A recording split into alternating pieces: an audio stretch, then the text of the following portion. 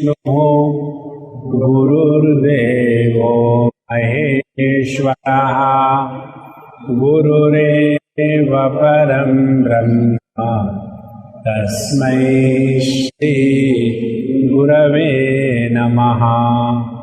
तस्मै श्री गुरवे नमः।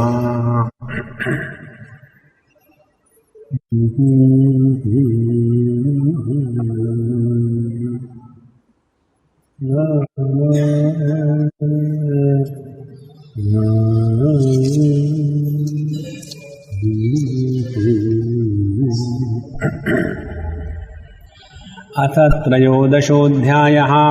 मुनिपुत्र पुनः शैलान् महासेने विनिर्गते विधाय मूर्छितं लिंगं देह संस्कार मात्रकं समादाय विनिर्गत्य प्राक्षिपत्तच्छरीरके उत्थापयामास तुतं जीर्णदेह सुसंगतम्। अथोत्थितो महासेनः बाह्यलोकं समीक्षतु भुवं जनास्तरून् श्रोताः ह्रदादिश्चापि नूतनान् बभूव विस्मितोऽत्यन्तं पप्रच्छ मुनिनन्दनं कथमो वै महाभाग लोकोऽयं मे प्रदर्शितः। महासेन जब उस तणंग मुनि के पुत्र के द्वारा उसके भाई की जो सेना थी उनको एक पत्थर के अंदर घुसा दिए और उसके बाद सब गायब। तो ये चीज जब देखी तो उसको बड़ा आश्चर्य हुआ, ये कैसे संभव है। तो उसने जाकर के अपने राजा को बताया, भाई को, कि ऐसी ऐसी बात हुई है, कुछ समझ में नहीं आता। ना तो अपना अश्वमेध का घोड़ा है, ना तो सैन्य है। एक बड़े शिला के अंदर वो मुनिपुत्र अंदर घुसा के ले गया, क्या करे। तो राजा ने बताया कि वह जो तपस्वी मुनि लोग होते हैं उनके साथ खिलवाड़ नहीं करनी चाहिए। वो अत्यंत शक्तिशाली है और उनके साथ नम्रता से पेश आना चाहिए, जाकर के उनकी स्तुति करो। फिर वो तणंग मुनि के पास आ जाते हैं और आने के पश्चात उनको जगाने के बाद फिर उनका जो पुत्र है ऋषि पुत्र, उसकी कहानी बताते हैं वो ऋषि। और अपने पिता के आज्ञा के अनुसार इस महासेन राजा को उस शिला देश के अंदर प्रवेश करा करके पूरा दर्शन कराते हैं। और दर्शन होने के बाद फिर वो महासेन और ऋषिपुत्र बाहर आ गए उस शिला देश के। यहाँ तक हमने पिछले बार सुना था। अब यहाँ आगे कथा शुरू रहती है कि जब वो ऋषिपुत्र महासेन राजा को उस शिला देश के बाहर लेके आया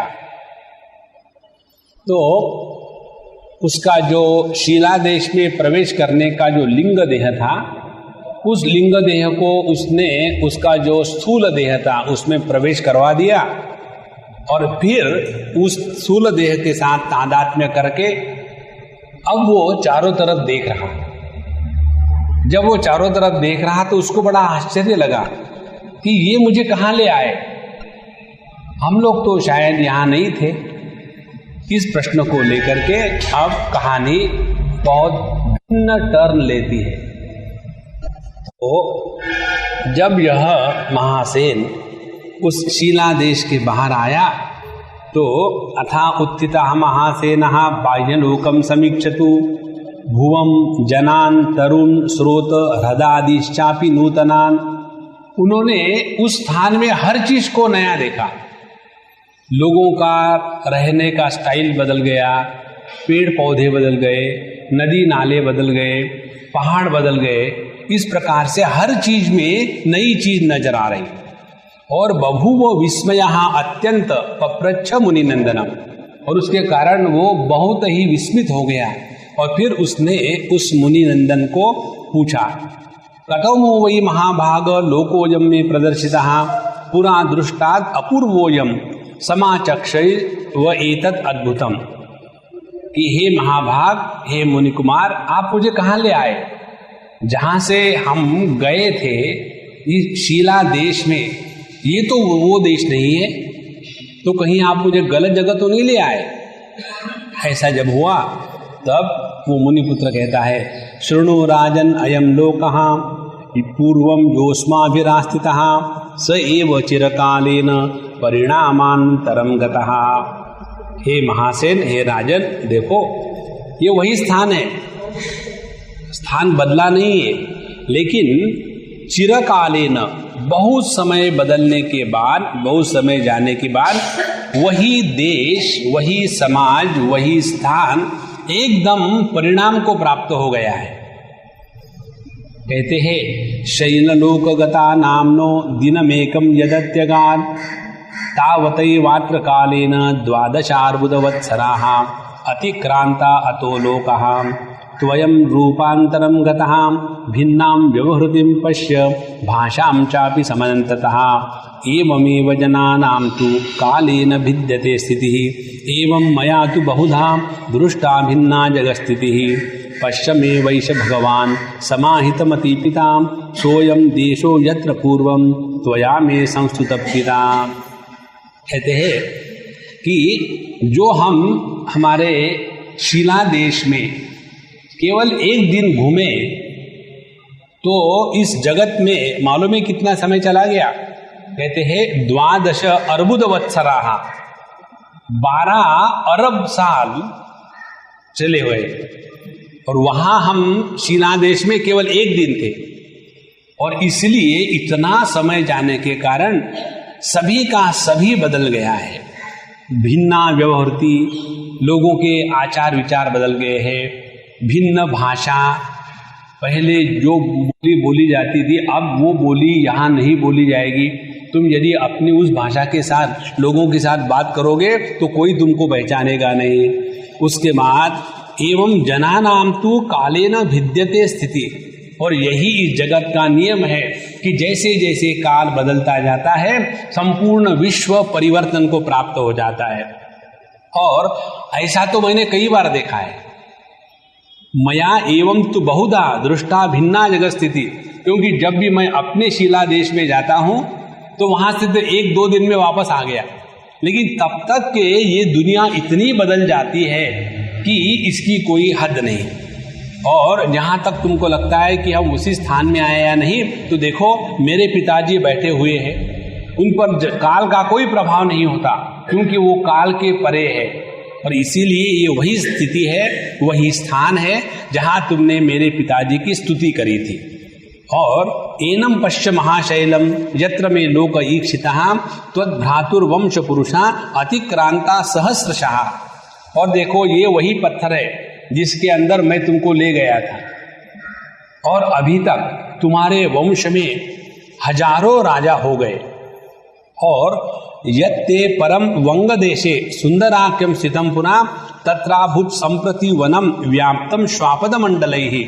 जो पहले जमाने में तुम्हारा सुंदरपुर नाम का देश था बंगाल में, अब वो कंगाल हो गया है। वहाँ चारों तरफ जंगल हो गया है और अनेक प्रकार के पशु पक्षी वहाँ रहते हैं।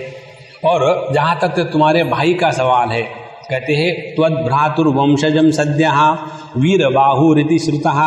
अब तुम्हारे जो भाई थे वो तो पता नहीं कहाँ चले गए, उनका एक वंशज उसका नाम है वीरबाहु, और वो कहाँ है भी, तो कहते वो बंगलादेश में नहीं है, मालवेशो विशालाख्ये क्षिप्रा तीरे पुरेस्ती है। और वो अब वहाँ से निकल करके मालव देश में आया है, और क्षिप्रा नदी के स्तर पर एक विशाला नाम की नगरी है, उस विशाला नगरी में वो अब राजा है। तद्वंशोपि सुशर्माख्यः द्राविडेषु अभवन् नृपः वर्धने नाम नगरे ताम्रपर्णी सरित तटे। और उसका एक जो वंशज है उसका नाम है सुशर्मा, और वो दक्षिण भारत में एक ताम्रपर्णी नदी के तट पर वर्धन नाम के गांव में या शहर में राज कर रहा है। इस प्रकार से लोकस्थितिरियं चेत्थं सर्वदा परिवर्तते अल्पकालेन में तद नूतनम अभवत नूतनम जगत इतोपि चिरकालेन नगा नद्यो हृदा भुवः अन्यथा भावमायान्ति एवमेव जगत गति ही। अब यहाँ सिद्धांत प्रतिपादन शुरू हो जाता है। इस प्रकार से लोक स्थिति अयम, यही इस जगत की असलियत है। क्या कि ये नित्य निरंतर बदलते रहता है। देखो, हम लोगों की दृष्टि अत्यंत संकीर्ण होने के कारण हम जीवन में दुखी होते हैं। पहले ज़माने में ऐसा था कि आदमी लोग सर पर पगड़ी बांधते थे, धीरे धीरे पगड़ी निकल गई, फिर टोपी आई, टोपी निकल गई, हैट आई, हैट निकल गई, विग आ गया, है ना। ये तो आदमियों की बात हुई। और हम ये कल्पना करते हैं कि देखो अपनी संस्कृति का सत्यानाश हो रहा है, कैसे औरतें बाल काटती है। जब इन आदमियों ने धोती छोड़ करके पैंट पहनना शुरू कर दिया तो संस्कृति का नाश नहीं हुआ, और औरतों ने यदि बाल काटना शुरू कर दिया तो संस्कृति का नाश होना शुरू हो गया, है ना। तो ये जगत ऐसा ही है। इस जगत का यही सत्य रूप है कि ये नित्य निरंतर परिवर्तनशील है। और इस परिवर्तनशील जगत में रहते हुए ये कल्पना करें कि जगत में परिवर्तन न आवे तो हम अपने दुख का सामान तैयार कर रहे हैं। अब हम हमारे स्वामी जी की आश्रम की बात बताते समझने के लिए। जैसे हम लोग अभी सब जगह जाते हैं वगैरह, तो हमारा आश्रम बहुत बढ़िया हो गया है, वहाँ एसी फिट है और रहने के लिए व्यवस्था ठीक है, खाने के लिए बहुत बढ़िया है और सभी प्रकार की समृद्धि है। और जब समझो 2-3 पीढ़ी पहले हमारे गुरुदेव के समय में प्रारंभ में जब आश्रम शुरू हुआ तो ब्रह्मचारियों को केवल 2 खाने मिलते थे, ब्रेकफास्ट नहीं मिलता था, चाय नहीं मिलती थी। धीरे धीरे फिर उनको ब्रेकफास्ट मिलना शुरू हो गया क्योंकि पैसे आने शुरू हो गए, ये तो खिलाते कहाँ से। उसके बाद चाय मिलनी शुरू हो गई और अब हमने शाम को 5:30 बजे बच्चों को थोड़ा बहुत कुछ नाश्ता देना शुरू कर दिया। तो उसके ऊपर में हमारी ऊपर टिप्पणी होती है कि देखो पहले जब स्वामी जी थे तो उस समय में ये सब कुछ नहीं था, आप देखो क्या शुरू हो गया। तो जब हमको किसने कहा तो हमने कहा प्रभु अपने जो स्वामी तपोवन महाराज थे वो कभी चप्पल भी नहीं पहनते थे और वो कभी गाड़ी में भी नहीं बैठते थे और उन्होंने कभी हिमालय को छोड़ करके ऋषिकेश के इधर भी नहीं आए, लेकिन उनके शिष्य देखो सब स्पिरिचुअलिटी का सत्यानाश किया, वो बम्बई में आ गए, है ना। तो हमारी ऐसी कल्पना है कि ये जगत नित्य निरंतर स्थित रहे, ये नहीं होगा। ये जिसने स्वीकार किया है कि जगत नित्य परिवर्तनशील है वही अपने जीवन को सुखी रख सकता है। अब जगत को लेकर के अपने शरीर पर आ जाओ। हम कल्पना करते हैं कि हमारा शरीर हमेशा ऐसा ही बना रहे, इस पे कुछ रोग इत्यादि न होवे। हम तो आपको शास्त्र की बात बताते हैं कि जिस शरीर में रोग नहीं होते वो मुर्दा होता है। जिंदे शरीर की परिभाषा ही ये है कि उस शरीर में कोई ना कोई रोग होने चाहिए। कभी कमर दुखती है, कभी कमरा दुखता है, depending upon what we have. इस प्रकार से यह लोक स्थिति है, इसमें हमेशा ऐसा ही चलता रहेगा। तो क्या कहते हैं कि इतः अपि चिरकालेन नगा नद्या हृदा भुवः अन्यथा भावम आयान्ति एवमेव जगत स्थिति। तो बड़े बड़े पहाड़, बड़े बड़ी नदियाँ, बड़े बड़े तालाब, बड़े बड़े स्थान ये अन्यथा भावम आयन्ति, वो नित्य निरंतर बदलते रहते हैं। कैसे? गिरयो निम्नता यान्ति, बड़े बड़े जो पहाड़ थे वहाँ इतने बड़े गड्ढे हो जाते हैं कि वहाँ एक तालाब या समुद्र निर्माण हो जाता है। और निम्न देशा महोच्चताम, और जो पहले समुद्र के गड्ढे थे वहाँ बड़े बड़े पहाड़ तैयार हो जाते हैं। मरुद्देशत्वनुपास्यु, जो मरुद्देश थे जहाँ चारों तरफ केवल बालू ही बालू थी, वो बहुत बड़ी फर्टाइल लैंड हो जाती है। और पर्वता बालुकामयाः, और जहाँ जहाँ अनेक प्रकार के पहाड़ इत्यादि थे वो सब मिट करके वहाँ एकदम बालुकामय स्थान तैयार हो जाता है। कठिना भूशिला प्राया भवेत् अत्यंत कोमला, जो बहुत कठिन पत्थरों की जमीन थी वो अत्यंत कोमल हो जाती है। और कोमला भूरपे भवेत् पाषाण सदृशी क्वचित, और उसके उलट जो अच्छी जमीन थी वो एकदम पत्थर के जैसी बन जाती है। ऊषरा भूर उर्वरा स्यात्, जो बंजर जमीन थी वहाँ अच्छे धान उगने लग जाते हैं, और जहाँ अच्छे धान उगते थे वो बंजर हो जाती है। रत्नानि शर्करा स्युवै, जो अनेक प्रकार के रत्न थे, बड़े बड़े डायमंड्स थे, वो पत्थर बन जाते हैं, और जो पत्थर है वो अनेक प्रकार के रत्न हो जाते हैं। क्षारम जलम स्वादुरसम, जो नमकीन पानी था वो मीठा हो जाता है, और जो मधुर क्षारताम गतम, और जो मधुर पानी है वो नमकीन हो जाता है। कदाचित रत्न बाहुल्य कदाचित पशु संचयम, कहीं कहीं अनेक प्रकार के लोग होते हैं, कहीं कहीं अनेक प्रकार के पशु होते हैं। तो जहाँ पहले आदमी थे वहाँ जानवर रह जाते हैं, और जहाँ जानवर थे वहाँ आदमी रहने लग जाते हैं।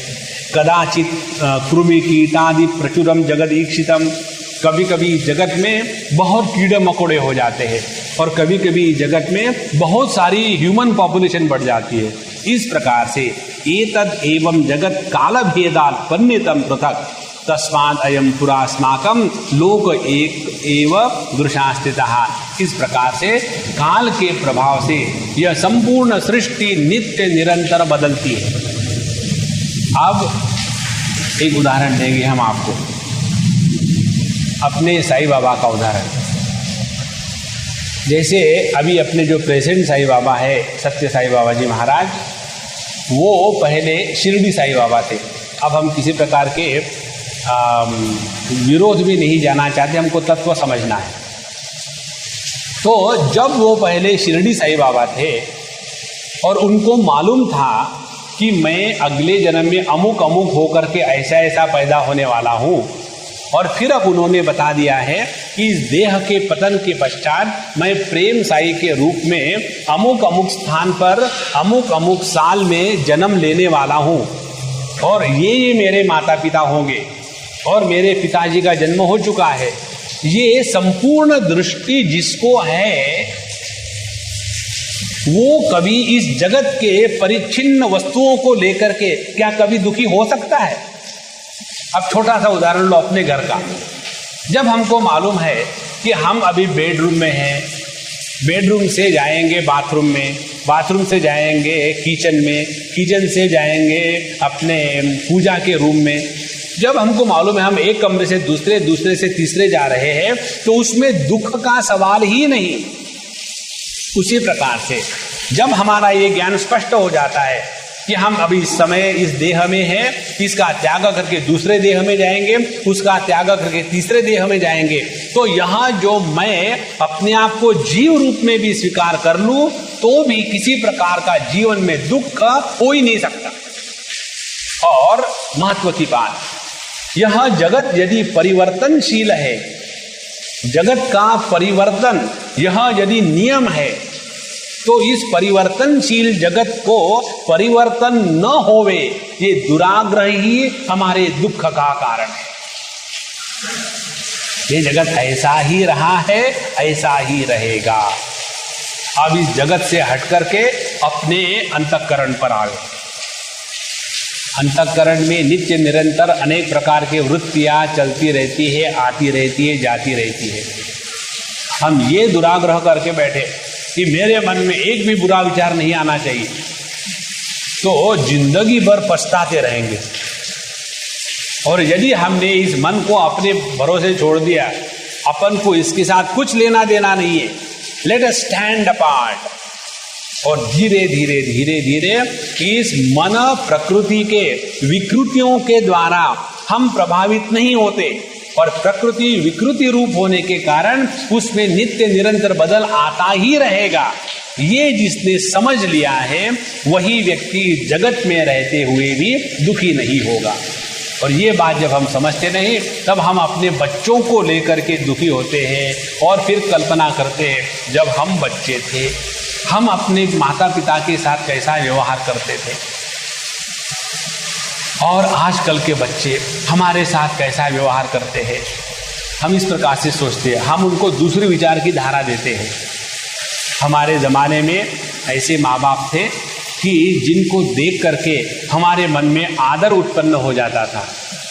उनमें त्याग था, उनमें पेशेंस था, उनमें सबके लिए प्रेम था, उनमें सबको ले जाने की क्षमता थी। इसीलिए हमको अपने माता पिता को देख करके आदर प्रेम निर्माण होता है। लेकिन बेचारे आजकल के बच्चे हमारे, उनको ऐसे घटिया माता पिता मिले हैं कि उनको देख करके उन बच्चों के मन में आदर निर्माण ही नहीं होता। अब देखो, विचार वही है। तो हम यदि अपने मन को ठीक प्रकार से एजुकेट करें कि यह जगत नित्य निरंतर परिवर्तनशील है,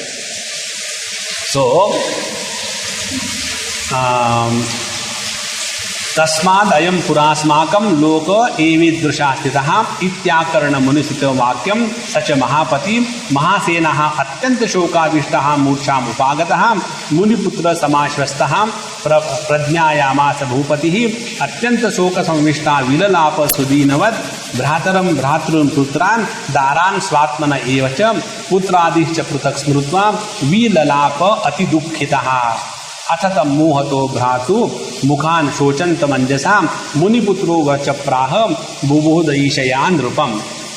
ये सब जगत की स्थिति, अपना राज्य, और उस राज्य में कितने प्रकार के राजा हो गए और सब कुछ दुनिया बदल गई है। 12 करोड़ अरब वर्ष के बाद ये जब बात उस राजपुत्र, उस महासेन ने सुनी तो वो नहीं सह सका और उसके कारण वो मूर्छित हो गया। देखो, एक बार की बात है, एक संत के पास एक व्यक्ति गया और जाने के बाद कहता है कि मुझे भगवान की असलियत जाननी है।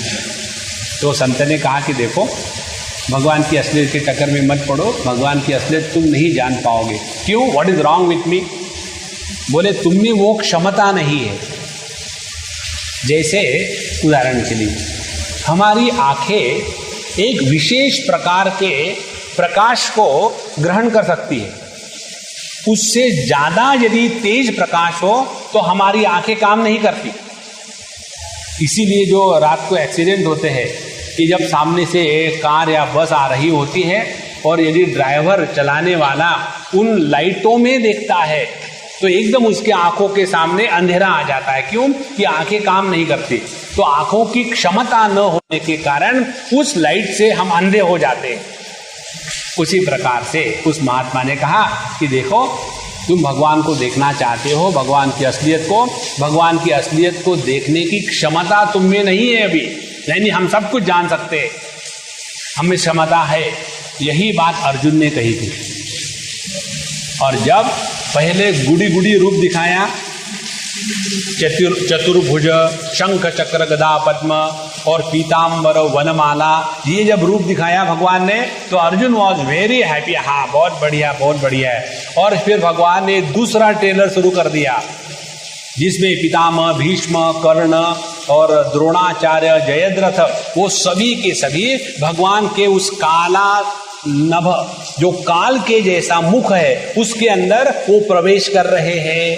और फिर भगवान उनको काटे जा रहे हैं और भगवान के दांतों के बीच में किसी का सर अटका है, किसी की टांग अटकी है, और फिर भगवान अपनी जीवा के द्वारा उनको निकाल करके फिर चबा रहे हैं। ये जब रूप अर्जुन ने देखा तब वो घबरा गया। ये भगवान कौन हो आप? Who are you? भगवान को उग्र रूप आहा। तो भगवान के रूप को जानने के लिए पहले क्षमता चाहिए, और ये क्षमता महासेन में नहीं थी।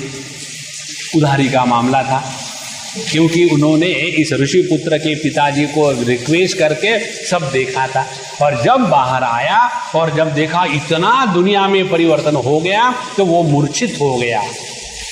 इसीलिए जब काल का चिंतन करते हैं तब हम काल के परे हो जाते हैं, जब हम देश का चिंतन करते हैं तब हम देश के परे हो जाते हैं। तो यहाँ बताते हैं कि यह जो महासेन था राजा, वो बहुत दुखी हो गया।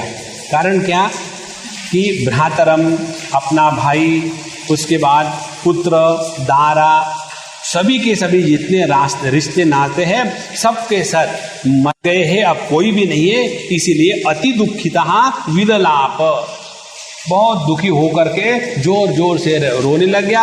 हाय मेरा तो सब लूट गया, अब मैं ही अकेला रहा और सब चले गए। इस प्रकार से तो अथतम मोहतो भ्रातृमुखान शोचम अंजसा मुनिपुत्रो वच प्राह बुभोदशयान नृपम।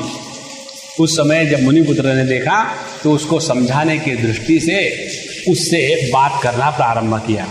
राजन त्वम बुद्धिमान नूनम तत् किमर्थम ही सोचसी, बुद्धिमंतो ही विफलम न जातु कुर्वन्ति कर्म। अब यहाँ से ऋषिपुत्र उस राजा को उपदेश कर रहा है, जिस प्रकार से भगवान कृष्ण ने अर्जुन को उपदेश किया था।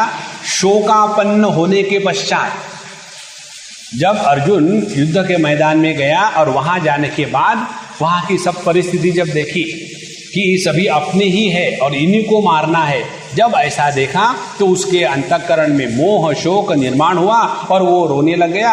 और फिर कहता है कि हम तो वापस जाएंगे, युद्ध नहीं करेंगे। वैसी ही स्थिति इसकी हो गई, लेकिन अब इसको वापस जाने के लिए कोई भी नहीं रहा, सब मर के चले गए। तो ऐसे राजा को अब ये ऋषिपुत्र बोध करा रहा है, उपदेश करा रहा है। कहते हैं कि राजन तुम बुद्धिमान नूनम, तुम तो बुद्धिमान हो ना, क्योंकि तुमने आकर के मेरे पिताजी की स्तुति करी और मेरे से सब कुछ मनवा लिया और मेरे साथ आकर के यह शीला देश जो है उसका दर्शन किया। तुम तो बड़े बुद्धिमान हो। किमर्थम ही सोचसी, बुद्धिमान मनुष्य शोक नहीं करता, पहला लक्षण। गतासु न गतासुश्च नानुशोचन्ति पंडिताः। अब एक कल्पना करके देखो, आप समझो किसी बड़े संत के पास पहुंचे और बड़े संत के पास पहुंचने के बाद उसको बताया कि देखो जी हमारे घर में ऐसी ऐसी बुरी घटना हो गई। तो वो घटना को सुनने के बाद यदि वो संत या वह ज्ञानी पुरुष रोने लग जाए, समझो हम गए, हम अपने पत्नी का उदाहरण इसलिए देते हैं कि जब चाहे पैदा कर लो, जब चाहे मार दो, इसमें कोई पाप नहीं लगता क्योंकि काल्पनिक है। तो समझो हम किसी संत के पास गए और कहा कि देखो जी मेरे पत्नी का देहांत तो हो गया, मैं बड़ा दुखी हूँ। तो डू आई एक्सपेक्ट कि वो जो संत है वो भी रोने लग जाएगा, तुम्हारी पत्नी का देहांत हो गया, अरे बड़ी बुरी बात हो गई?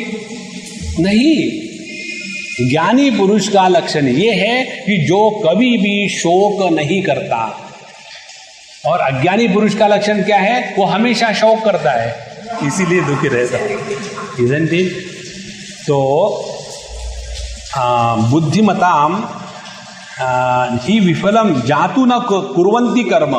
दूसरी बात, जो बुद्धिमान है, ज्ञानी लोग हैं, वो विफल कर्म नहीं करते।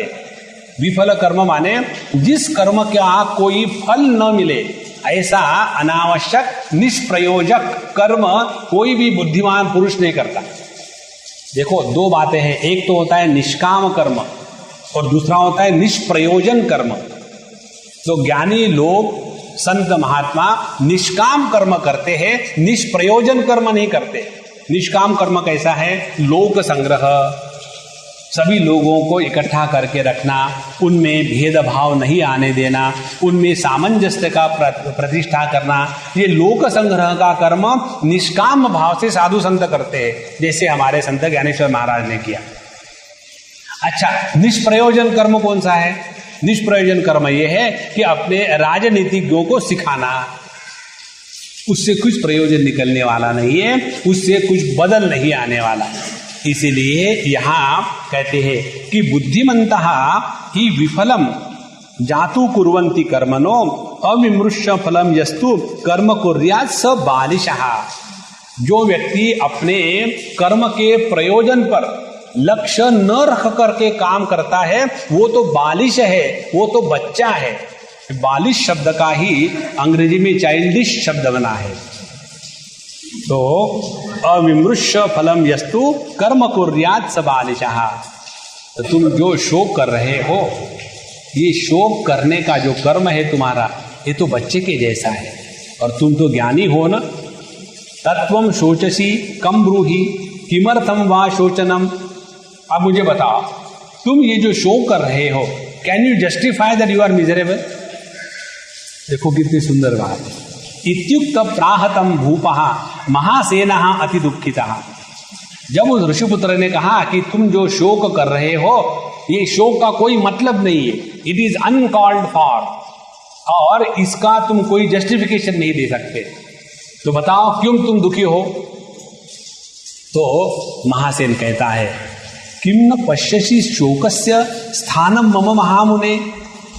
हे महामुनि, क्या आप नहीं समझ सकते कि मैं शोक होने का या दुखी होने को अधिकार हूं? I am qualified to be miserable. किम न पश्यसि शोकस्य स्थानम मम महामुने। कैसे? यस्य सर्वहृतम तस्य कारणम पृच्छसि इह किम। जिस व्यक्ति का सब कुछ लूट जाए, यस्य सर्वहृतम, जिसका सब कुछ लूट जाए, उसको क्या दुखी नहीं होना चाहिए? और आप मुझे प्रश्न पूछ रहे हो कि दुखी होने का कारण क्या है? एकस्मिन् अपि शोकः स्यात् हते लोकस्य सर्वथा कुतस्त्वं पृच्छसि पुनः सर्वनाशे ही उपस्थिते। दुनिया में तो लोग एक कोई मर जाता है तो रोते हैं, और मेरे तो सब कुछ लूट गए हैं, और फिर भी आप मुझे ऑब्जेक्शन कर रहे हो कि क्यों मैं दुखी हूं। इस प्रकार से कुतस्त्वं पृच्छसि पुनः सर्वनाशे ही उपस्थिते इत्युक्ता मुनिपुत्रोपि भूय प्राह हसन इव। देखो ये हसन महाराज जहां भी आ गए।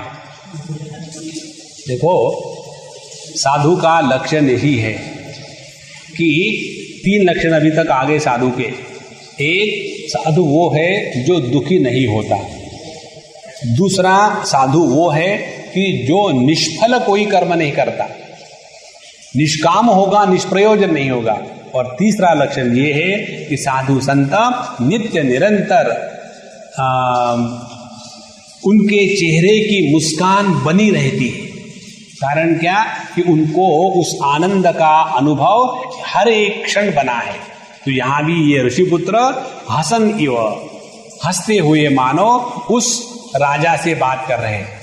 भगवान कृष्ण जब अर्जुन से बात करते हैं तो वहां भी यही शब्द आता है, प्रहसन इव भारत।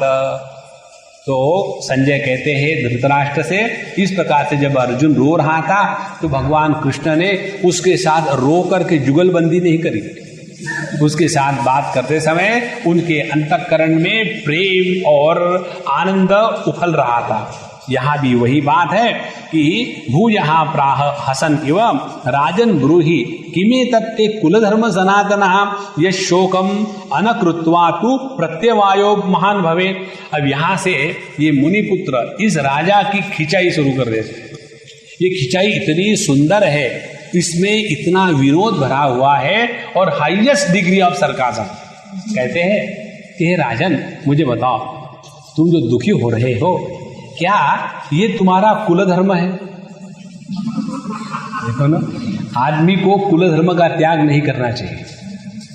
तो दुखी होना क्या ये तुम्हारा कुल धर्म है? और जिसके न करने से प्रत्यवाय दोष तुमको लगेगा। देखो, हमको किसी ने भी ये नहीं बताया है कि जीवन में दुखी होना परंपरा से हमारे पास आया है। हमारे माता पिता दुखी थे, उनके माता पिता दुखी थे, उनके माता पिता दुखी थे, और इसीलिए हम कैसे हंसे, इसीलिए हम भी दुखी रहे। तो जैसे कोई पूजा होती है घरों में, किसी के यहाँ गणेश जी की पूजा है, किसी के यहाँ देवी की पूजा है, किसी के यहाँ बालाजी की पूजा है, किसी के हनुमान जी की पूजा है। तो यह जो कुलाचार, कुल दैवत इत्यादि जो होते हैं, क्या ये तुम्हारा कुलधर्म है कि तुमको दुखी होना चाहिए? कि यदि दुखी नहीं होंगे तो बड़ा पाप लगेगा। यशोचनम अकृत्वा तो प्रत्यवायो महान भवे। अथवा यदि ये है तो फिर तुम्हारा जस्टिफिकेशन ठीक है। दूसरा ऑल्टरनेटिव, अथवा शोचिते नष्टम प्राप्यते भूय एव तत्। अच्छा ये बताओ कि तुम्हारे शोक करने से जो नष्ट हो गया है, क्या वो वापस आने वाला है? दो कारण शोक न करने के। एक, दुखी होना ये कोई हमारा कुल धर्म नहीं है कि जिसको न करने से पाप लगेगा। दूसरी बात, शोक करने से जो नष्ट हो चुका है वो कभी भी वापस नहीं आता। तो इसका मतलब क्या निकला? इसका मतलब ये निकला, किसी भी हालत में हम शोक करना, दुखी होना जस्टिफाई नहीं कर सकते। महत्व की बात। अब देखो, ये सब भावना का ही धंधा है। इस पूरे अध्याय में इसी का चिंतन चलेगा। हम ही कल्पना करते हैं। कौन सी कल्पना करते हैं? कि मेरे यहाँ दर्द हो रहा है, वहाँ दर्द हो रहा है, बड़ा तकलीफ है और कोई मेरे तरफ देखता ही नहीं। ऐसी जब हम भावना करते हैं तो पूरे शरीर में अपने रोग निर्माण हो जाते हैं। और जब हम उल्टी भावना करते हैं कि मुझे कुछ नहीं हुआ, आप स्वयं अनुभव कर सकते हैं कि you start feeling very good. तो ये सभी का सभी जो है वो केवल अपने भावना के अभ्यास के कारण है। तो ये दो बातें बताने के बाद अब आगे कहते हैं कि शोचिते नष्टम प्राप्यते भूय एव तत् राजन विमृश्य धैर्येण शोचिते किम फलम भवेत्।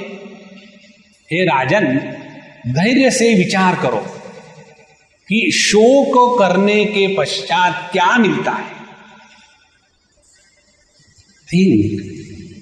जो विचार करना है, जो आध्यात्मिक जीवन जीना है, घंटियां नहीं बजाना 24 घंटे।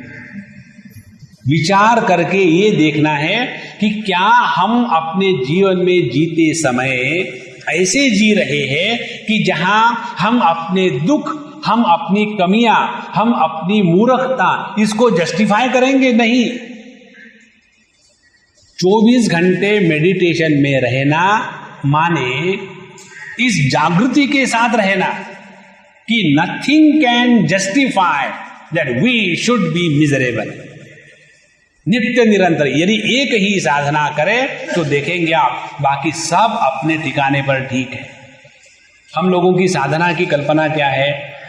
सुबह नहाते समय जब हम शिव लीलामृत का पाठ करते हैं तब हमारी स्पिरिचुअलिटी है। उसके बाद जब दूध गर्म करते हैं उस समय गीता का 15वां अध्याय कहते हैं, वो हमारी स्पिरिचुअलिटी है। उसके बाद ध्यान के लिए जब बैठते हैं और फ्रस्ट्रेट होकर के उठते हैं, वो हमारी स्पिरिचुअलिटी है। लेकिन असली स्पिरिचुअलिटी वो नहीं है।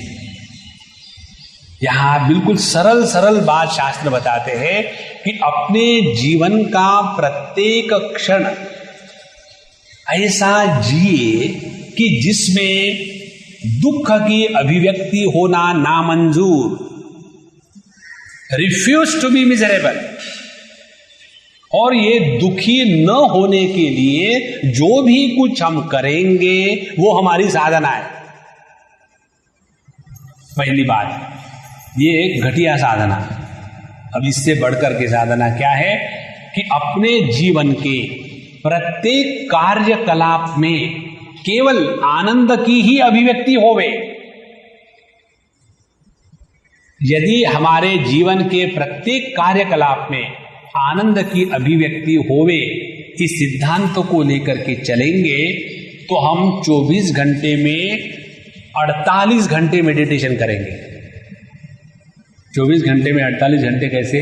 क्योंकि 24 घंटे अपना मेडिटेशन और अपने कारण 24 घंटे दूसरे भी सुखी रहेंगे। अभी हम लोग 24 घंटे में 48 घंटे फ्रस्ट्रेटेड रहते हैं। क्योंकि हम तो डूबे हैं, सनम को भी साथ ले डूबेंगे। जो व्यक्ति स्वयं दुखी है वो दूसरों को भी दुखी करता है, और जिस व्यक्ति के जीवन में आनंद की अभिव्यक्ति स्वाभाविक रूप से हो रही है, वही व्यक्ति दूसरों को भी आनंद प्रदान कर सकता है। तो कहते हैं कि अथवा राजन विमृश्य धैर्येण शोचिते किम फलम भवेत् नष्टेषु बंधुषु यदि शोचितव्यम तदा शृणु। अच्छा, क्या फल मिलेगा यदि तुम ऐसा विचार कर रहे हो कि हमको क्या अपने जो लोग मर के चले जाते हैं, क्या उनके बारे में शोक नहीं करना चाहिए? क्या वहां मिठाई बांटनी चाहिए? शोक नहीं करना चाहिए? यदि ये तुम्हारा ऑब्जेक्शन है तो सुनो, इसके बारे में मैं बताता हूं। अतीतो बंधवः नष्टाः पिता महामुखा खलु तत् सर्वदा शोचितव्यम कुतः सर्वम नो शोचितम। यदि जो मर के चले गए हैं उनको लेकर के दुखी होना ये जस्टिफिकेशन है, तो तुम्हारे पिताजी मर गए दुखी हो, उनके पिताजी मर गए दुखी हो, उनके भी पिताजी मर गए दुखी हो जाओ, तो तुम्हारे जीवन में दुख के सिवा कुछ आना ही नहीं चाहिए। तो कभी कभी हंसते क्यों हो? देखो कितनी सुंदर बात है। यदि कोई मरा है इसीलिए दुखी होना चाहिए, तो तुम्हारे आगे जितनी भी पीढ़ियां हो गई वो तो सब मर के नष्ट हो गई है, तो इसीलिए हमको तो इस जगत में रहने के बाद हंसना मना है तुम्हारे इस लॉजिक के अनुसार। इसीलिए अतीत बंधवः नष्टः पितामह मुखा खलु तत् सर्वदा शोचितव्यम कुतः सर्वम नो शोचितम। फिर तुम हमेशा दुखी क्यों नहीं रहते हो? बड़ा आनंद है संतो। इसीलिए शास्त्रों का अध्ययन करने के बाद हमको दुखी भी नहीं होने देते है ना। एक बार हम स्मशान में गए थे जिंदे, तो वहाँ की जो दीवारें है, the walls were very tall. तो मेरे पास कोई खड़ा बैठा था, तो कहते Swami ji I am observing very peculiar thing here. क्या है? Why the walls are so tall? ऐसे because people die here to come in, therefore the walls are very tall. तो कोई इस जगत में दुखी होना जस्टिफिकेशन नहीं है। अच्छा, अथ ते बंधवः कस्य बंधुत्वं वा कुतस्तव। अच्छा ये बता, वो तुम्हारे रिश्तेदार थे माने क्या?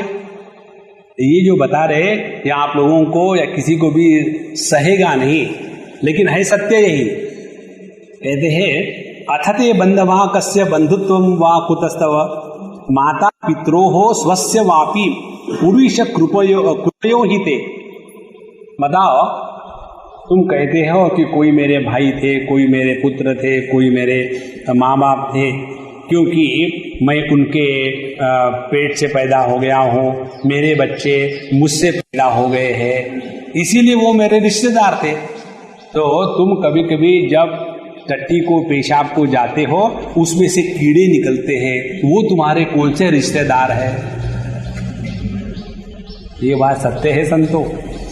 हमने आपको शायद बताया था, पता नहीं, एक हमारे मित्र बहुत ही विनोदपूर्ण और हमारे बड़े जबरदस्त मित्र थे। एक बार जब उनकी शादी हो गई, उनके बच्चे कोई 3 साल के 2 साल की मुझे मिलने के लिए आए। मिठाई ले लो। तो मैंने खा ली। बोले पूछोगी नहीं क्यों? तो मैंने बताओ क्या हो गया? बोले मैं नाना बन गया। तो मैंने कहा तुम नाना बन गए? तुम्हारी लड़की 2 साल की है, 3 साल की है, तुम कैसे नाना बोल गए? बोले नहीं, टुडे शी डिलीवर्ड वर्म्स।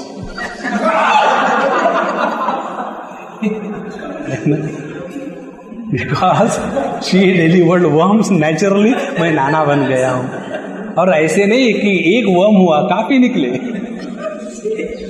यहाँ कहते हैं यदि हम इस प्रकार से कहते हैं क्योंकि शरीर से उत्पन्न होने के कारण वो कोई हमारा रिश्तेदार है, तो हमारे शरीर से कितने कीड़े मकोड़े पैदा होते, क्या वो हमारे रिश्तेदार है? असंख्याता स्वदेह सदेह उत्थाहाम देह संबंधिनोपि च न ते स्यु बंधवः कस्मात् कुतो वा तेन शोचिता। तो फिर जब ये कीड़े मकोड़े पैदा होते हैं, मर जाते हैं, तो उनके लिए तुम क्यों नहीं दुख करते हो? उनको तो मारने पर तुले हुए हो। राजन विमृश्यकस्तत्वम कान विनष्टान प्रचोषसी देहत्वम देह भिन्नोवा देह संघात रूपकः। तो पहले ये रिश्तेदारों को अपने ठिकाने पर लगा दी, ये विचारधारा, उसको विश्लेषण करके देखना है। तो जिसको हम मेरा मेरा मेरा कहते हैं, इस जगत में कोई किसका नहीं है, ये सब ऐसे ही चल रहा है। देखो भैया, ये बात समझ में आ जाती है ना, तो समझ लेना भगवान की कृपा हो गई। जब कोई समझो बच्चा पैदा हुआ और वो बच्चा यदि अपना है, तो यदि बच्चा पैदा होने के बाद समझो dead child is born, a still birth, तो वो जो बच्चा है, बच्चे का शव है, वही अपना है, तो उसको रखे, उसको थोड़ी रखते हैं हम। जब वो बच्चा जिंदा होता है, जिंदा बच्चा कौन है कि जब उस शरीर में रहने वाला जीव होता है तब। दूसरी बात, जो हमारा जीवन जिया जाता है वो देह के द्वारा नहीं जिया जाता है, देह के माध्यम से जिया जाता है। तो ये जो देह में रहने वाला देही है वो असली है। तो जैसे कोई बिल्डर एक मकान बांध के रख देता है और फिर उसमें आकर के एक आदमी रहने शुरू कर देता है, तब उस मकान में लाइफ आ जाती है। उसी प्रकार से ये जो हम देह निर्माण करते हैं और जिसको हम कहते हैं कि ये मेरा पुत्र है, ये मेरी कन्या है, तो हमने केवल एक बिल्डर के जैसा एक बिल्डिंग बना के रख दिया। पिछले बार भी हमने आपको बताया था, और वहां फिर एक बोर्ड लगा दिया था, टू लेट। और जब ये बोर्ड लगा दिया था तो एक छोटा सा I, not the capital I, a small ego I came in between, so too late, उसके बीच में आई घुस गया। तो क्या हो गया? वही अपना जीवन बन जाता है। इसीलिए कहते हैं कि हे राजन, तुम इसके बारे में विचार करो कि क्या तुम स्वयं देह हो या देह से भिन्न हो। ये दूसरी विचारधारा। अच्छा, कहते हैं देह क्या है? देह संघात रूप कहा। अब देह का वर्णन करते हैं। देह ये शब्द दिह धातु से बनता है। दिह धातु का अर्थ है उपचय। उपचय माने कलेक्टिंग टुगेदर, वस्तुओं को इकट्ठा करना, उपचयन करना। तो देह क्या है? देह है केवल पंच महाभूतों को इकट्ठा ला करके उनमें कोई एक विशेष आकार बना देना, उसी को देह कहते हैं। इसीलिए पंच महाभूतों को कार्य कहते हैं, और इन पंच महाभूतों का देह कार्य नहीं है, क्योंकि पंच महाभूत चाहे अलग रहे, चाहे वो असेंबली के रूप में रहे, वो तो पंच महाभूत ही है। उदाहरण के लिए कार क्या है? आपने कभी देखा होगा कई कार की फैक्ट्री में, तो जिधर से शुरू होती है कार बनना असेंबली लाइन में, वहां से देखो तो वहां कुछ नहीं होता, सिर्फ बहुत बड़ा स्केलेटन होता है जिसको चेसिस कहते हैं, और फिर उस चेसिस को चेस करना शुरू कर देते हैं। वो धीरे धीरे सामने जाती है, फिर उसको चक्के लग गए, फिर सीट बैठ गई, फिर कांच लग गए, और फिर स्टीयरिंग लग गया। ऐसा धीरे धीरे करते करते उस एंड से कार बाहर निकलती है। तो वो कार क्या है? कार केवल भिन्न भिन्न पुर्जों को इकट्ठा लाया है और कुछ नहीं।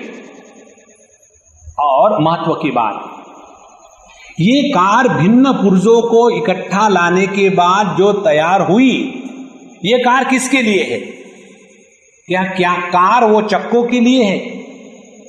क्या कार वो बॉडी के लिए है? क्या कार वो स्टीयरिंग के लिए है? कि कार इंजन के लिए है? नहीं, कार उसके लिए है कि जो कार का अंग नहीं है।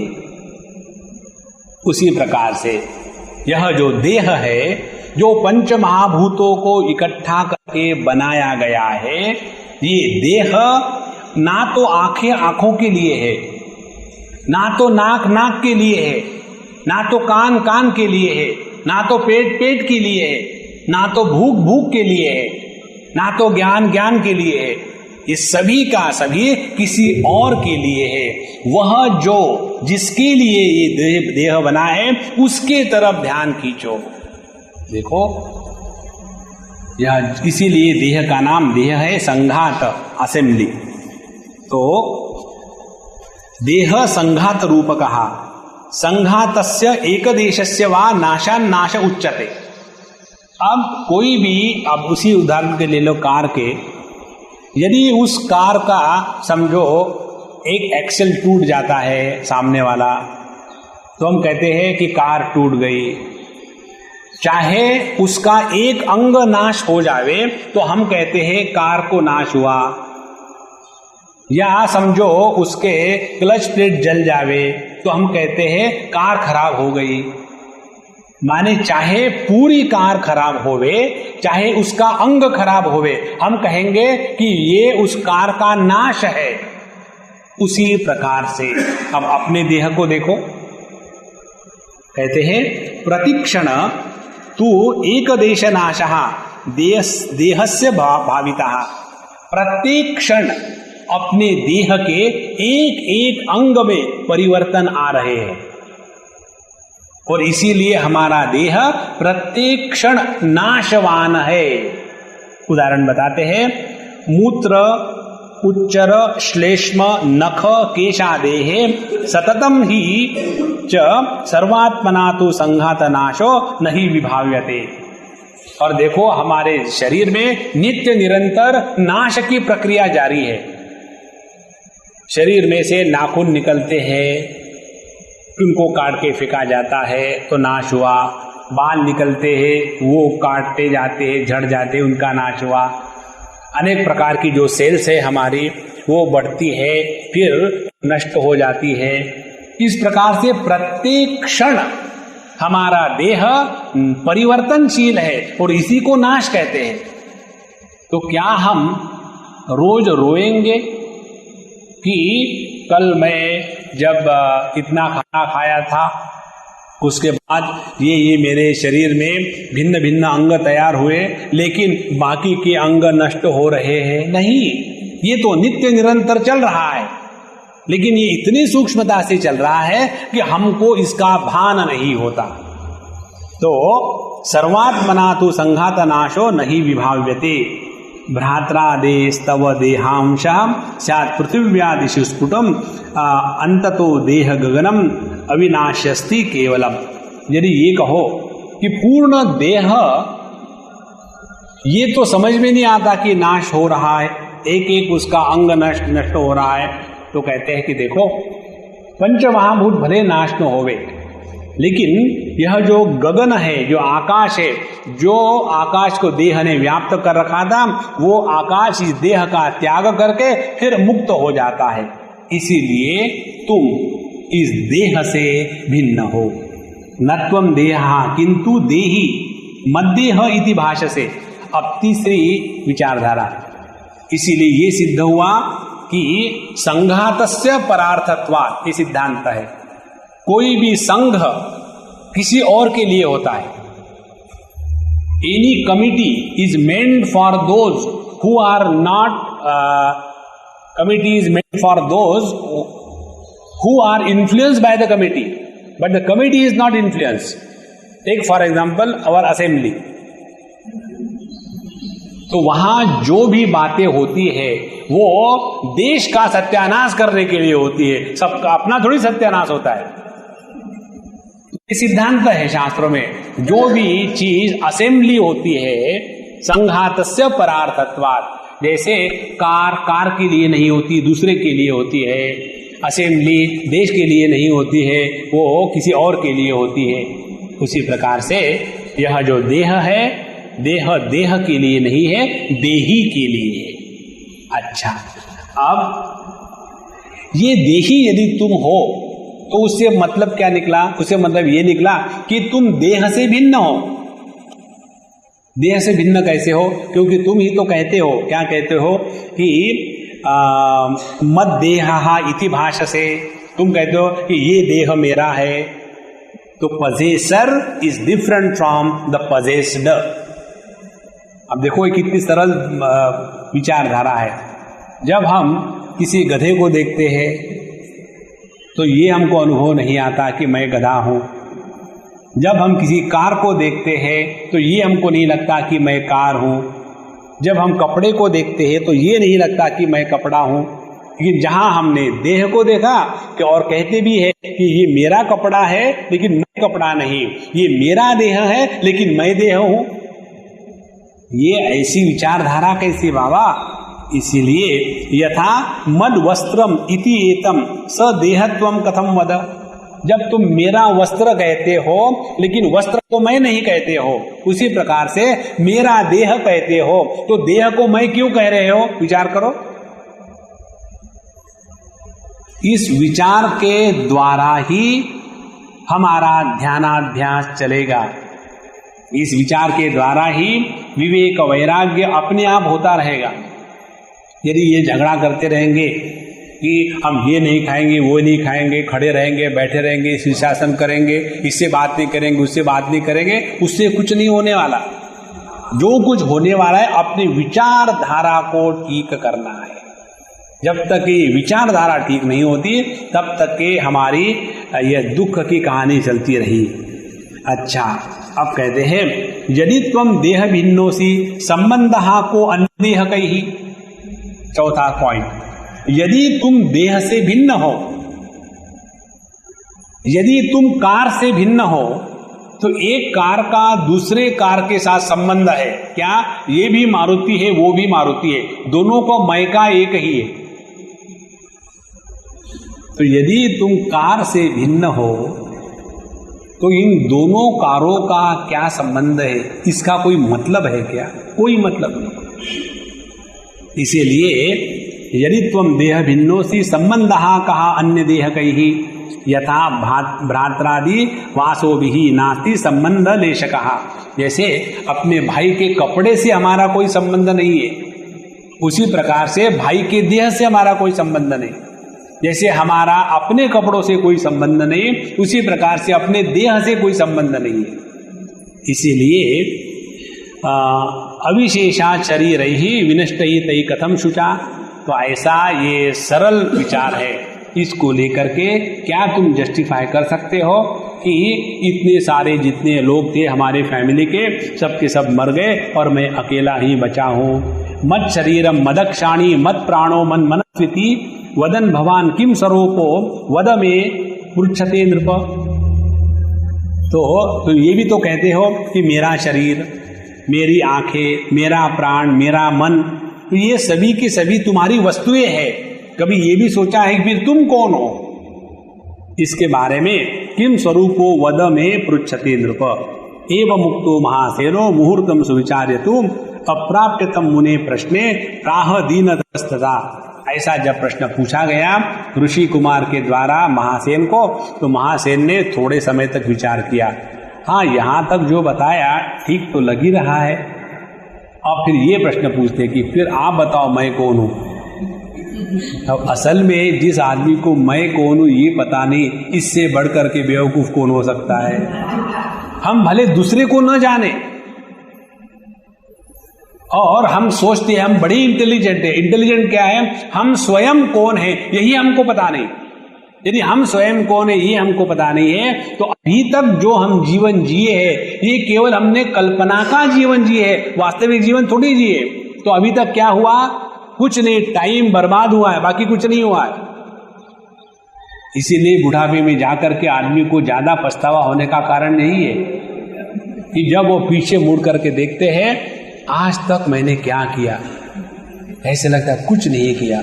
चाहे कितने पैसे कमाए हो, चाहे बच्चे कितने बड़े हो गए हो, चाहे कुछ भी सक्सेस जगत में आ गई हो, बहुत सारा नाम हो गया, चारों तरफ लोग जानते हैं, लेकिन इसके बाद भी अंतःकरण में जीवन में कृतकृत्यता का अनुभव नहीं आता। तो कहते हैं अब विचार करो तुम हो कौन। तो मुहूर्तम सुविचार्यतु अप्राप्य, लेकिन वो इस निर्णय पर नहीं पहुंच सके कि मैं कौन हूं।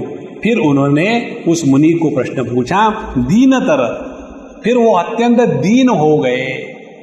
जब आदमी को किसी प्रश्न का उत्तर नहीं आता है ना, बच्चों को देखो, उनको एक बार हमको बच्चों ने प्रश्न पूछा था, ऐसा ही कोई प्रश्न, पहले मुर्गी की अंडा, ये स्टैंडर्ड प्रश्न है।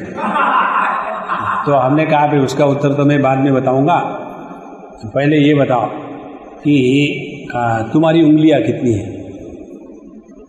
तो बोले उंगलियां 10 है। तुम झूठ बोल रहे हो। मतलब झूठ कैसे, नहीं हमको तो 11 नजर आ रही, 10 नहीं। बोले नहीं स्वामी जी 10 है, हम तो 11 गिना के दिखाते। तो बोले हम 10 गिना के दिखाते हैं, दिखाओ। उन्होंने शुरू कर दिया, छोटा सा बच्चा, 1 2 3 4 5 6 7 8 9 10, कितनी हो गई? हमने कहा 11।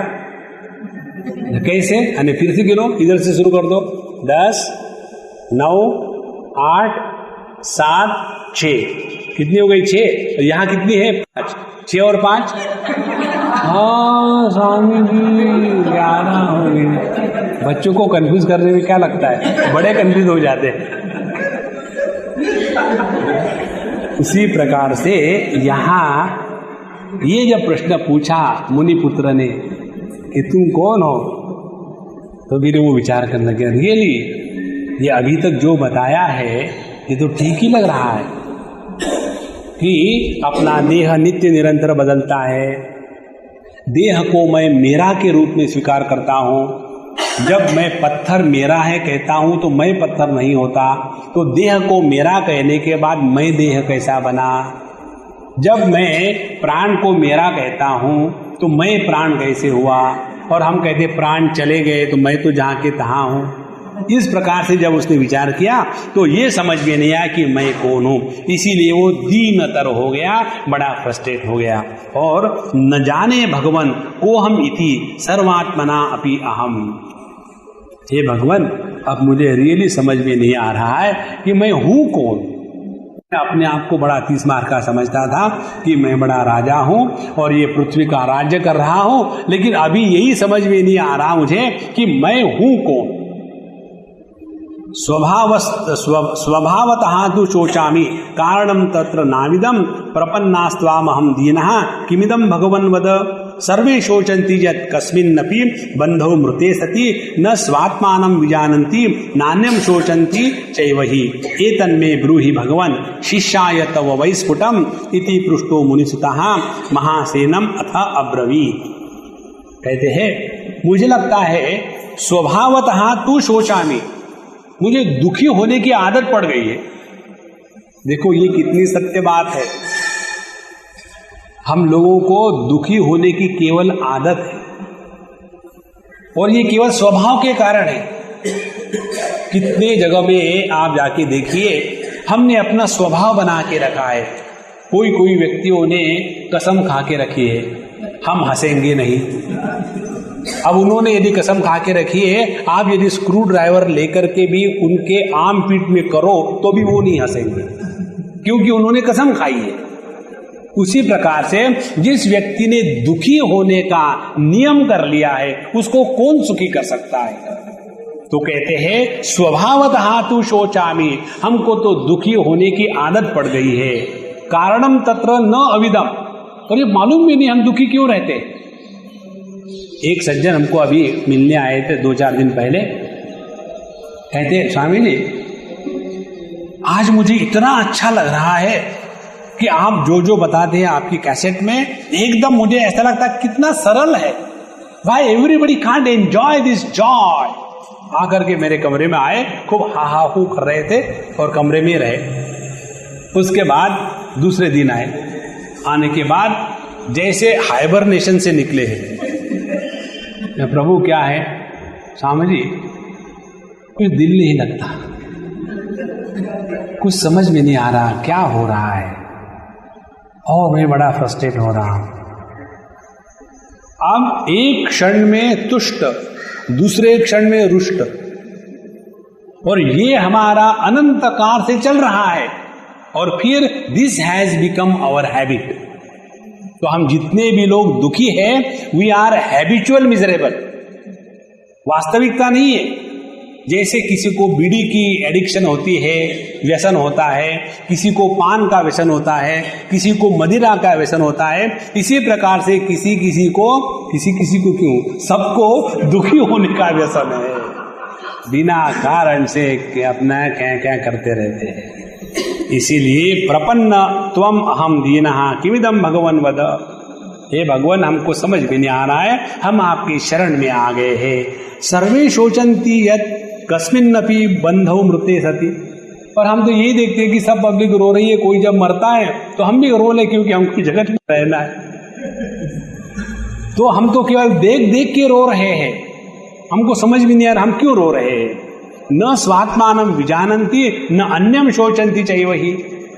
मुझे तो ऐसे लगता है कि हम क्यों रोते हैं ये भी मालूम नहीं, और ये जो रोने वाला कौन है वो भी मालूम नहीं, खामोखाम चल रहा है।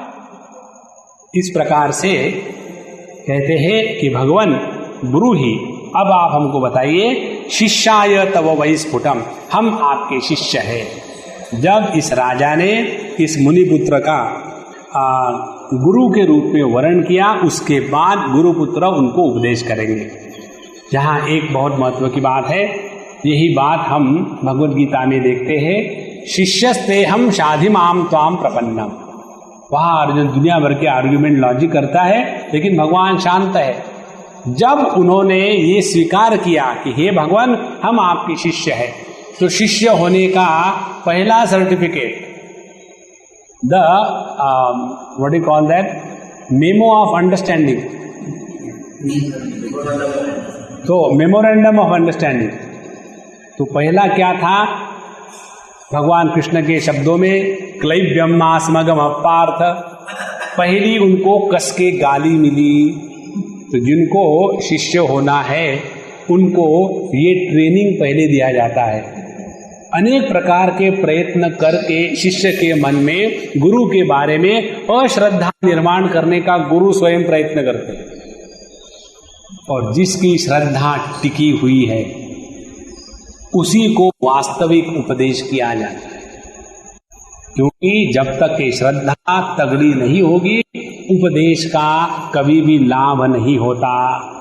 तो कहते हैं कि एतन्मे ब्रूहि भगवन् शिष्याय वै स्फुटम इति पृष्टो मुनितः महासेनम अथ अब्रवीत्। ऐसा जब पूछा गया तब महासेन को उस ऋषिपुत्र ने कहा क्या कहा, राजन शृणु, महादेव्या मायया मोहिता जनाः स्वात्मानम् अविदित्वैव व्यर्थं शोचन्ति सर्वदा, तावन्न विदितं स्वात्म स तत्त्वं तावदेव वै जना शोचन्ति विज्ञाय भूय शोचन्ति न क्वचित्, यथा निद्रा मोहितात्मा स्वम अविज्ञाय शोचति ऐन्द्रजालिक मंत्रोत्थम मायया मोहितो नरः, तत्प्रकल्पित सर्पादि भीत्या यद हत्ति शोचति तथैव मायया मुग्धः स्वम अज्ञात्वा प्रचोषति। कहते हैं इसका एक ही कारण है कि ये जो महादेवी महामाया है, इसके प्रभाव में आकर के हम अपने स्वरूप को नहीं पहचानते और इसीलिए सभी के सभी दुखी है। तो जब तक हम अपने स्वरूप को नहीं पहचानेंगे, जीवन का दुख समाप्त नहीं होगा।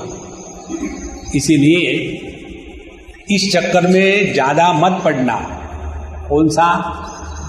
अपने आप को कंट्रोल में रखना है। पहले ज्ञानेंद्रिय को कंट्रोल, पहले आंख, फिर नाक, फिर मुंह। इस चक्कर में मत पड़ना।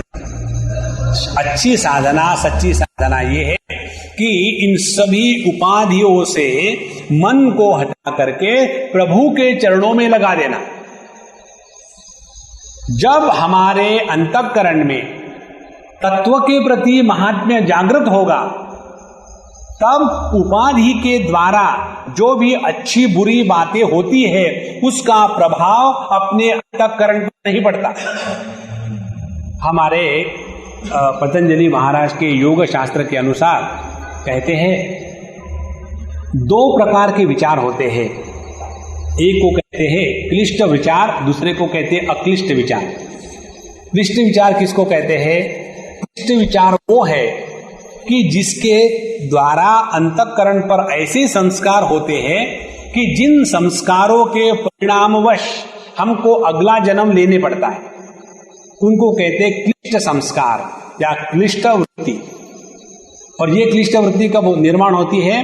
जो भी हम कर्म कर रहे हैं, कर्म करते समय यदि अविद्या, अस्मिता, राग, द्वेष, अभिनिवेश, ये 5 क्लेशों को साथ लेकर के जब कोई कर्म करते हैं तब उस कर्मों के संस्कार अंतःकरण पर निर्माण हो जाते हैं और उन संस्कारों के प्रभाव से हमारा दूसरा जन्म निश्चित होता है।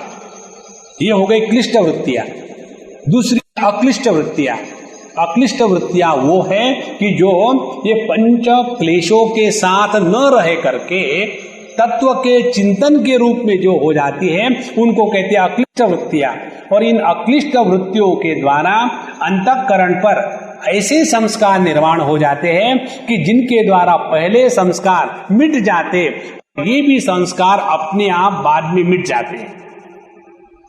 यह जो विचार की धारा है उसको अपने जीवन में लाना है। और इसके लिए साधना क्या करनी है? अपने मन को ये जगत के विषय, वस्तु, अपने ज्ञानेंद्रिय, कर्मेंद्रिय, इनके साथ रह करके इनको नियंत्रण में लाना है। ये करना, वो करना है, इस चक्कर में फंसे रहेंगे तो ध्यान रहेगा केवल प्रकृति के तरफ, परमात्मा के तरफ ध्यान नहीं जाएगा। इसीलिए हमने आपको पिछले बार बताया था, 2 प्रकार के संस्कार अंतःकरण में न निर्माण होवे, इसका ध्यान रखना। केवल 2 प्रकार के संस्कार। एक, अपने जीवन की जो सफलता है उसका अभिमान निर्माण न होवे, और अपने जीवन में जो हमने गलतियां करी है उस गलतियों की ग्लानि निर्माण न होवे। दोनों बात। जब अंतःकरण अभिमान और ग्लानि इन 2 प्रकार के संस्कारों से मुक्त हो जाता है, तब उस अंतःकरण में परमात्मा की अभिव्यक्ति दृग्गोचर होने लग जाती है। अन्यथा वही परमात्मा व्यक्ति रूप से रहता है। तो यावन्न विदितम स्वात्म तत्वम तावदेव ही जना शोचंती, तभी तक ये लोग दुखी रहते हैं। विज्ञाय भूयः न शोचंती क्वचित। और एक बार हमने अपने स्वरूप को जान लिया, उसके बाद जीवन में शोक कभी नहीं आता। इसलिए शोक न आना ये केवल ज्ञान का ही लक्षण है। 2 प्रकार की साधना है। एक तो है उपासना और दूसरी है ज्ञान साधना।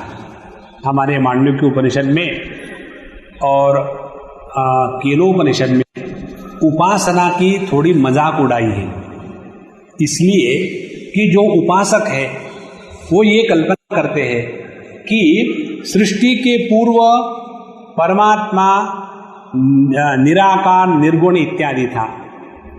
सृष्टि के पश्चात परमात्मा निर्गुण निराकार रहेगा, लेकिन अब क्या है? अब सृष्टि है ना?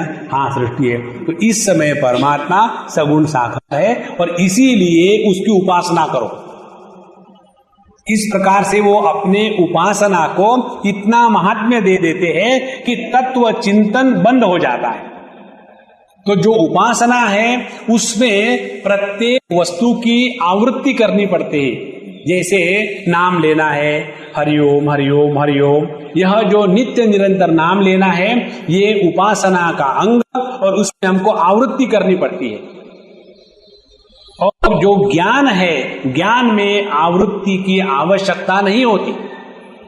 जैसे हमको ये ज्ञान है कि ये देह मैं हूं, अब ये देह मैं हूं, ये ज्ञान यदि हमको है तो रोज सुबह उठने के बाद क्या हमको साधना करनी पड़ती है?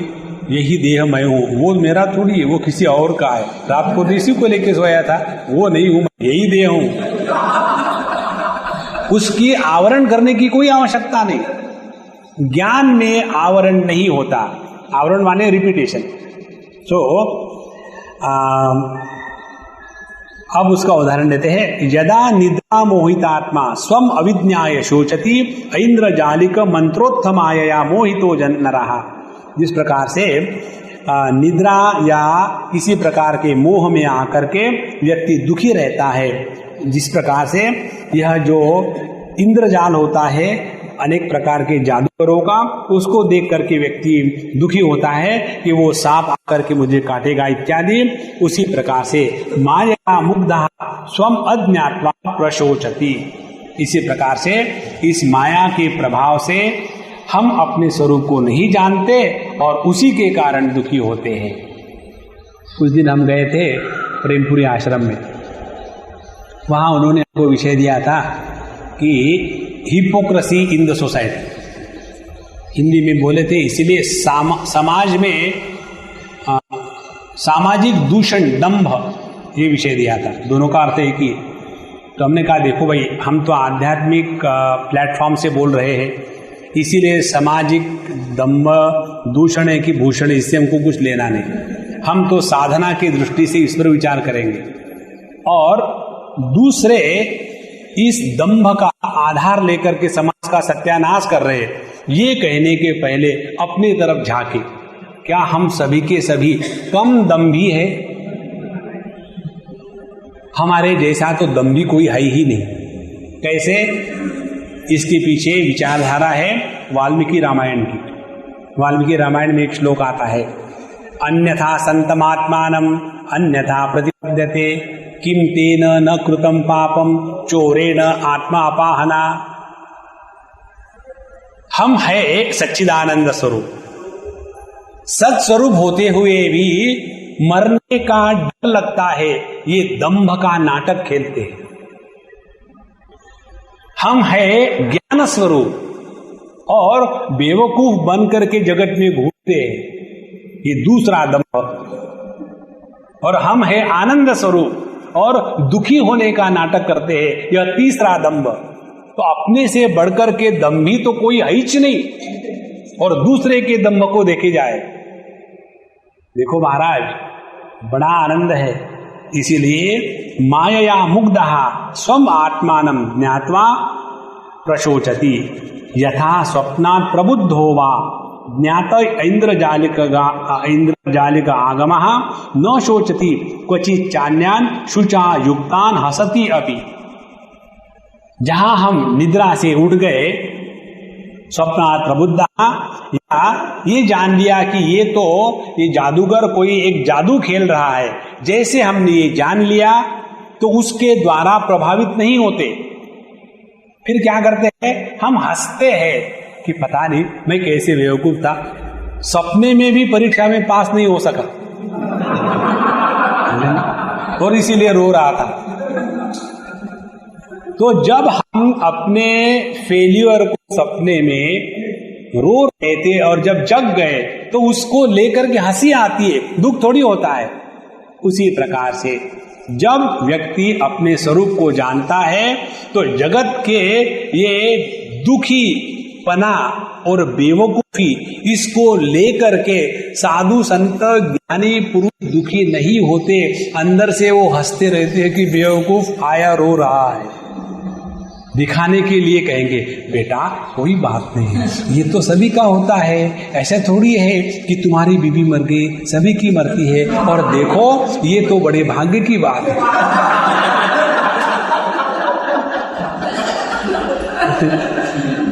ये जितना भी उपदेश महात्मा लोग करते हैं ना, ये अंदर से हंसते हैं, हमारी मजाक उड़ाते हैं, और हमको लगता है महात्मा जी लोग देखो कितने सिंसियर है, इनके साथ बात करो तो मन प्रसन्न होता है, क्योंकि वो बेवकूफ बना रहे हैं, फिर भी पता नहीं चलता कि हम बेवकूफ बन रहे। नारायण।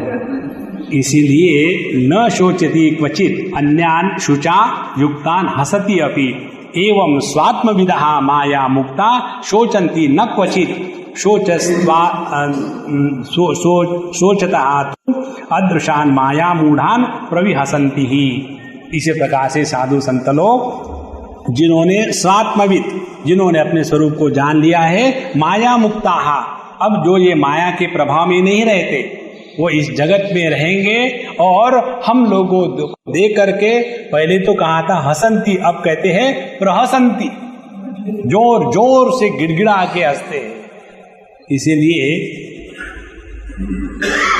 यदि साधु संत आनंद से हंसते हैं इसीलिए वो साधु संत है तो कुछ नहीं, तो यही साधना शुरू कर दे और धीरे धीरे आप देखेंगे कि हम अपने जीवन में हर चीज को बोलते समय, करते समय, कहते समय सिंसियर स्माइल ले आवे, पैथेटिक स्माइल नहीं।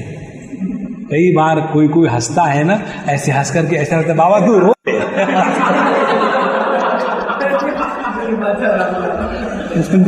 You look better when you cry, don't smile. Shri Krishna. तो वही फिर अपनी साधना बन जाती है। माया मूढ़ान प्रविहसन्ति च तत्वं विज्ञाय आत्मतत्वं मायाम उत्तीर्य दुर्गमाम जहि शोकम महाबाहो मोहोत्तम सद्विमर्शनात्। इसीलिए हे राजन, अब तुम इस आत्म तत्व को जान करके इस माया से ऊपर उठ जाओ, और यह जो माया है दुर्गमाम, ये बहुत कठिन है, जही दुखम, तो उसकी पहली सीढ़ी क्या है? माया को त्यागने की, जीवन में दुखी रहने का जो हमारा अभ्यास है उसको नष्ट कर दे।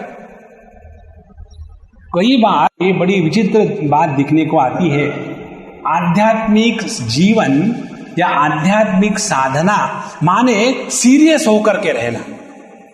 जितना ज्यादा सीरियस होगे उतनी आध्यात्मिक लेवल हाई, और बहुत ही आध्यात्मिक लेवल हाई होगी तो हाय हमेशा दुखी। देखो ये इतनी आवश्यक बात है, पहली स्टेप जीवन में। यदि हम वास्तविक आध्यात्मिक जीवन जी रहे हैं तो हमारे संपर्क मात्र से कोई भी व्यक्ति हमारे साथ आवे तो उसका जीवन फूलने लग जाए। ऐसे नहीं किसी पुष्प को ले जावे ठंडे प्रदेश में तो काफी समय तक वो ताजा रहता है, और इसी पुष्प को किसी गर्मी के पास ले जाओ तो 2 मिनट में सूख जाता है। ये देखना है कि लोग पुष्प हमारे पास आते हैं तो हम क्या है? हम ठंडक देने वाले, उनका जीवन बढ़ाने वाले हैं कि गर्मी देने वाले मशाल है कि जिनके जीवन में हम विषाद निर्माण करते हैं। तो जी शोकम महाबाहो मोहोत्तम सद्विमर्शनात् इति उक्त पुनराह महासेनो मुनीश्वर भगवान यस्त्वया प्रोक्तः दृष्टान्तो विषमः ही सहा।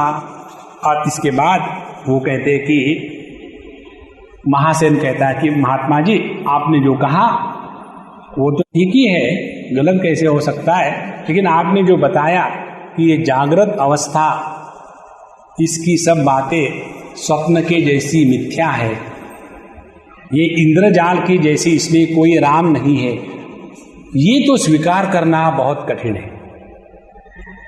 इसके बाद का विचार है किस प्रकार से जागृत अवस्था और स्वप्नावस्था ये दोनों की वैलिडिटी इक्वल है।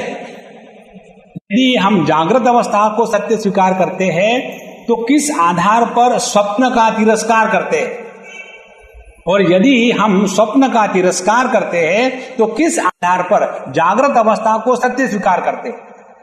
ये विचार है। और जब ये विचार परिपूर्ण होगा तब पता चलेगा कि जितना महात्म्य जागृत अवस्था के सुख दुख को है उतना ही महात्म्य इस स्वप्नावस्था के सुख दुख को है।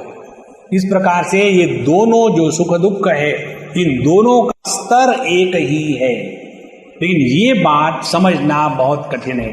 तो कौन सी परेशानियां हैं जिसके कारण अभी हम समझ नहीं सकते? ये सभी परेशानियां प्रश्न के रूप में यह महासेन उठाएगा कि हम किस प्रकार से इस जगत को स्वप्न तुल्य नहीं स्वीकार कर सकते, और किस प्रकार से ये जगत और स्वप्न भिन्न है। ये होगा आर्गुमेंट, और उसका उत्तर होगा नहीं, कैसे ये जागृत अवस्था और जागृत जगत ये केवल स्वप्न तुल्य ही है। और ये विचार हम अगले विचार में करेंगे। अब यहाँ विराम करते हैं। ओम पूर्णमदः पूर्णमिदं पूर्णात् पूर्णमुदच्यते पूर्णस्य पूर्णमादाय पूर्णमेवावशिष्यते।